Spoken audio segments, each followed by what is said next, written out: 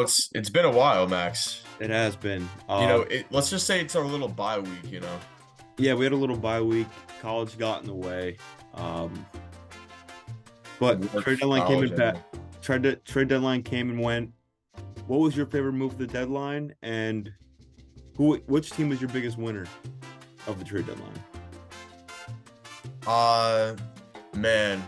You mean like regarding the Jets or just like in In general? general, Because in general, because we didn't really do much for the Jets. Jets didn't do much. My favorite move over the weekend was Chase Young of the Niners. I think the Niners Yeah, got strong. They're on a three-game skid right now. I think the Niners got stronger. Chase Young and Nick Bosa both were teammates at Ohio State, are I back think together again with the yeah, Niners.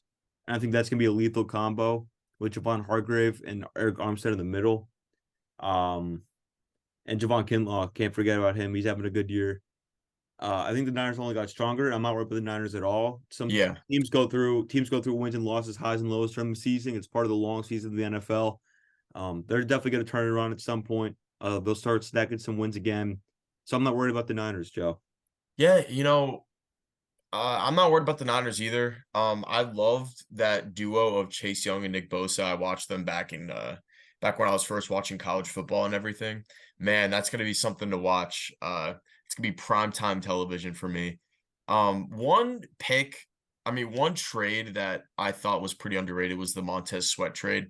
Montez Sweat is very, I think he's very underrated. He's a very good pass rusher. Um, and it's weird because the Bears look like they're in tank mode right now, but they also just traded for him for I don't know. I just think, and he's pretty young too, so I think it's a good addition to the Bears roster. They're pretty young too. I think that was a stupid move by Ryan Pohl to the Bears. Montez Sweat's on his last year of his rookie deal. Yeah, He is going to be a free agent after the season. Washington was probably going to move on anyway. You could have gotten him in free agency. Money talks. So if you offer a big contract to Montez, like you're gonna get him. And yeah, with the Bears in a position where they're they're not a great team, and yeah. they're gonna have a high draft pick. So trading draft capital, especially second round pick, when you probably need that second round pick next year for a defensive end who's gonna be a free agent anyway after the season, didn't really make much sense to me.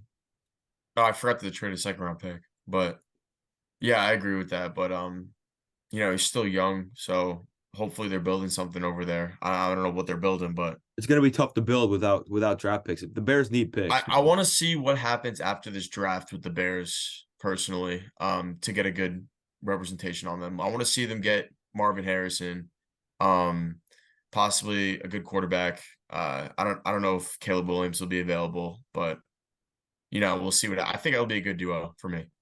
And we mentioned that before. I want to know what you thought about the Leonard Williams trade to the Seahawks.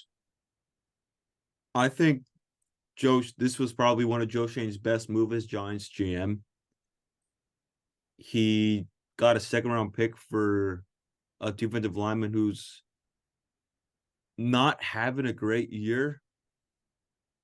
He has had good years in the past, Yeah, on the 4 years, Giants too. He but had a good year last year. I don't think he was worth a second round pick. Um, that's just my opinion. I'm sure there was a bidding war for him, so that's probably what drove the price up. But a second round pick, man, is high for that player. Um, in my opinion. But who knows? The Seahawks are gonna. I think the Seahawks are gonna be making a run. We're gonna pick the Seahawks Ravens game soon, and we'll talk more about that. But I think a second round pick was a lot for him. Yeah. Going to the season, I mean, for me at least, I thought the Seahawks weren't as legit as I thought they'd be. Um, but they're really climbing up the rankings right now and competing with the Lions and the rest of the NFC teams, which is actually really surprising. And I Jackson's love pitcher it for the Jigba. I love the Seahawks, man. I love Geno. I love what they got over there. Jackson's starting to play well too. He's Yes. starting to play better. He's starting to Yeah, get the yeah. ball. I like Kenneth Walker a lot. Yeah, I think he's underrated. yeah. But yeah, I think is there any other moves that you had that was pretty substantial at all?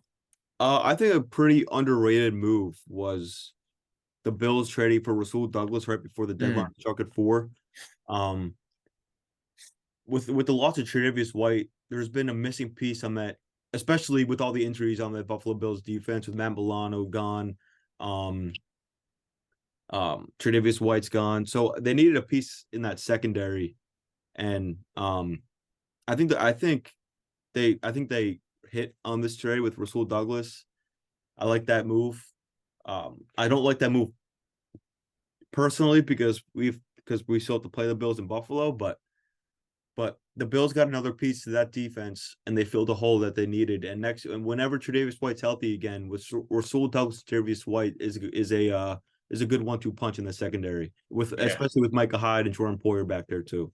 Yeah. Do you still believe in the Bills? Because at this point, what are they? They're four. What's their record right now? The I Bills. think they're 4-3, That's what I'm thinking. 4-3, 5-3. I think they might be 5-3, but they're like one game. We're just below them. I definitely think we can overtake them at some point. Yeah, they're 5-3, Joe. They're 5-3. Yeah, I think they're frauds. That's my opinion. Yeah, I Um, mean, yeah. yeah. Lastly, the Jets checked availability of wide receiver Devontae Adams and Mike Evans, and And I'm T seeing Higgins, I here think, and T T Higgins too. Higgins. I'm looking at T Higgins. What does that say for Joe Douglas, and how do you feel he wanted to take this deadline and improve as a team? What's the message that you want to get out there? I think I wish he would have done more. I wish that Joe would have made. I wish that Joe would have been more aggressive. I understand that they didn't have a first round pick this year. They traded their second, but well, they do have a first round pick technically because Aaron's not back yet. Yeah, But if he comes back in December, he's still I think it's like what 80% of the snaps he has to play, which is still I think we're still gonna have that first round pick at the end of the year. I think so. Yeah, Maybe if we make a playoff run, it's gonna be a little close. yeah, but does that count towards the season though? Because I don't. I think it does. I think it's playoffs and regular Ooh, season. that's not good. Um, but that pick is still involved in that trade. So but anyway, I wish he would have been more aggressive at the deadline. We still need a couple pieces at wide receiver because we're short of depth. Randall Cobb has been phased out of the offense over the last few weeks. And we're relying on the bottom three of Xavier Gibson, Brownlee, and Malik Taylor. So I wish he would have been more aggressive. I wish we would have gotten another piece of that offense for Zach Wilson and Aaron Rodgers when Aaron Rodgers comes back, on the defense or on the defense.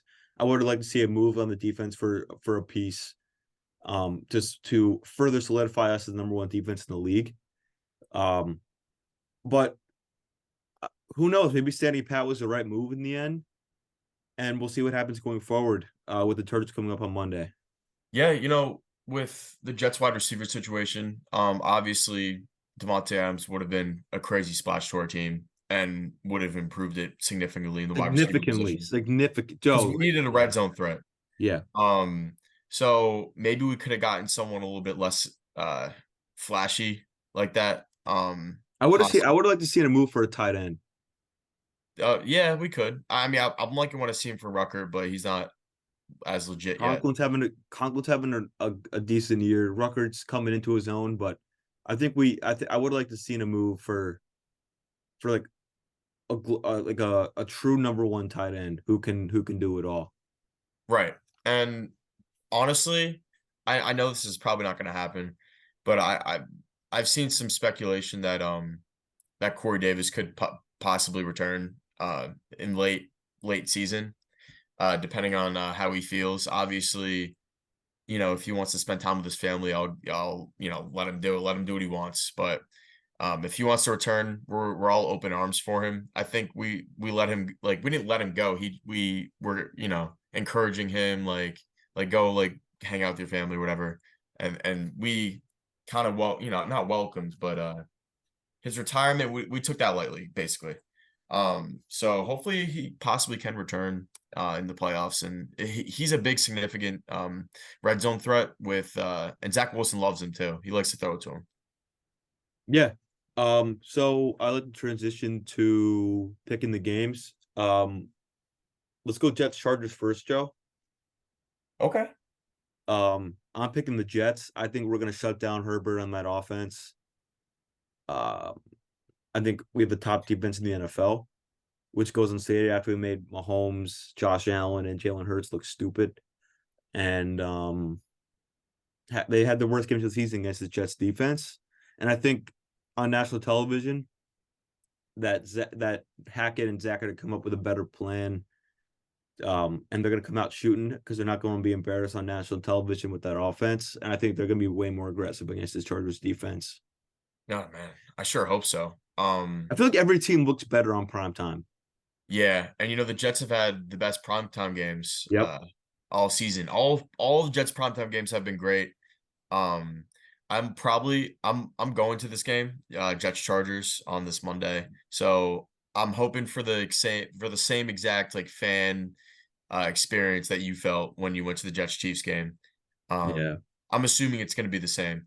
Dude, But that was the best atmosphere I've ever been in at any professional sports event. And I've been yeah, to a Buccaneers playoff game in Tampa Bay against the Rams in the divisional round. This place was rocking, Joe. This place is like you're gonna be like this A plus plus plus plus yeah. atmosphere in my life. Yeah, I'm expecting and it shows the same on TV too. Yep. Shows the same kind of atmosphere. But Loud, bro. That place is yeah, loud. yeah. Regarding the game, the Chargers have a really bad pass defense, so let's take that into account. Their run defense is a lot better than their pass defense, so I'm not expecting Brees to have as much of a breakout game as he should be. I'm just concerned about Zach Wilson on how he plays depending because he's going up against a really bad pass defense. So let's just see how he does. What's a good number for passing yards that you feel would be a good game for Zach regarding this defense? Against the Chargers defense? Yes. What number would you say is 250 acceptable? and a couple tuds. What'd you say? 250 and a couple tuds. And I 250. want to see Brees A get the ball couple. more. I want to see Brees get the ball more. I want to see this running game get going. Yeah. On Roger Saffold, who's probably going to step in and start this weekend. I hope so.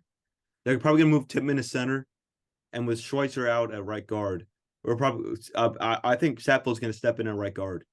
Yeah, I think so too. And I feel like we should have went for O lineman in Yeah. the I think trade we should have deadline. I a more aggressive move for Ezra Cleveland. Yeah, I was gonna say they were looking at Ezra Cleveland, but they said that it wasn't as good of a fit as they thought, which I feel like at this point, like we're kind of desperate for for a lineman. So I think anything will help. I think Mekhi Becton is gonna potentially move back to right tackle if Dwayne Brown plays. I don't know if he's gonna play this game, but he could potentially play this week or next week. I hope he doesn't play, just for Zach Wilson's sake. Yeah. I don't know why. I don't know why Dwayne Brown is locked as this left tackle position. Like, why not put him at this best position? I don't think they want Max Mitchell starting at right tackle. Yeah, I don't know. I think that's the reason why. Mekhi Becton doesn't seem as pissed off as last time. So we'll see what happens with that. But I'm not a fan of Dwayne Brown. But we got to get something going. The Giants just signed a kicker. Graham Gano's battling the knee injury, so they signed kicker Randy Bullock, former Titans kicker, to. Oh, okay. That's definitely an upgrade because look at him right now. You saw that in the Jets game.